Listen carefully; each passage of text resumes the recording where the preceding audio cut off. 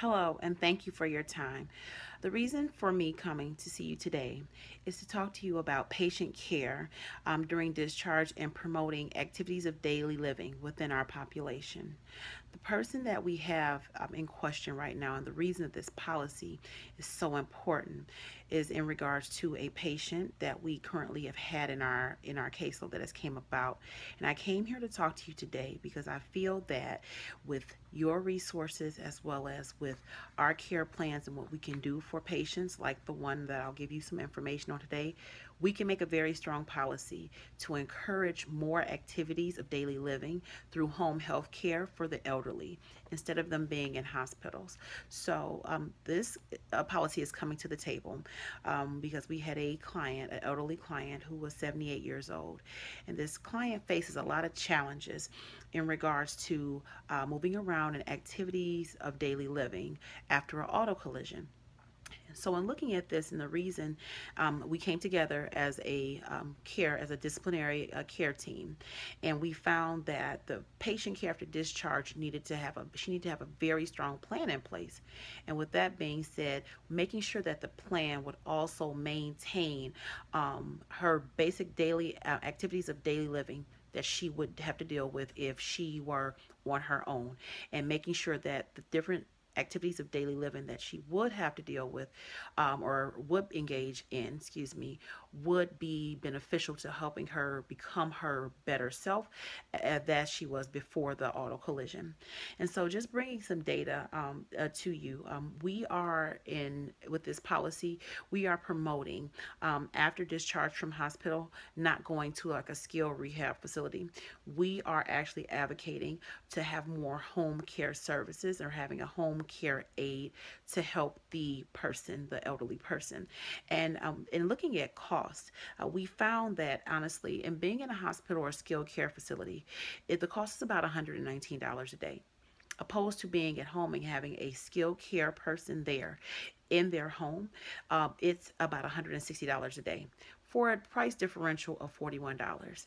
And $41 may seem like a lot, but in looking at it, it frees up a bed in the skilled facility for someone that may have a more severe problem or a severe challenge.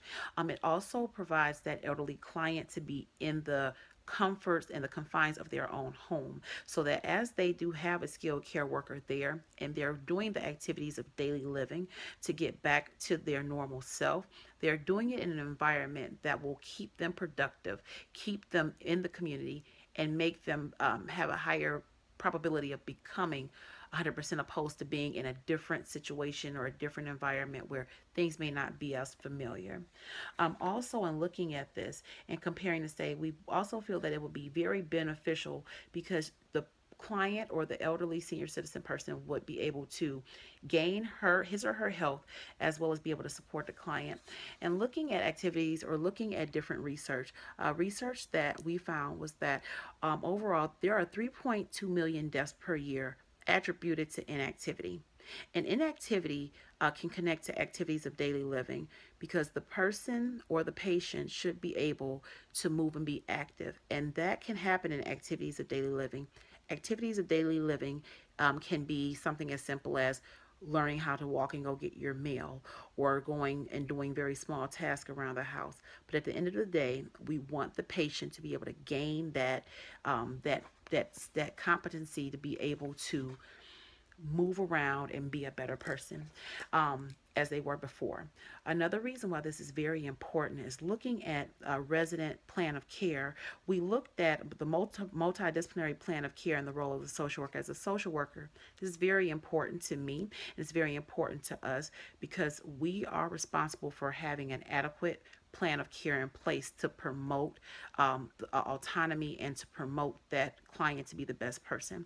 And that's why we are so passionate about this policy. And also looking at the National Association of Social Worker, our code of ethics, it falls up under the value of dignity and the worth of the person.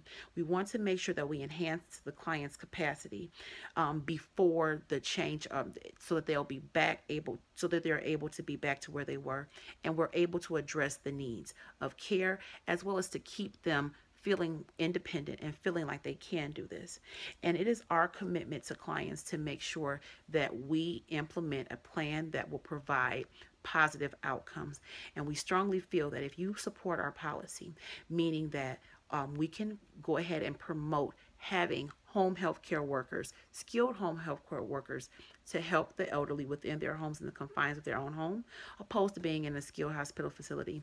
We are we we are really, really sure that it will be a better outcome for the elderly population, meaning that it shows with you as a policymaker, you're giving back to the community and you are there and you care. And we will totally support you in that.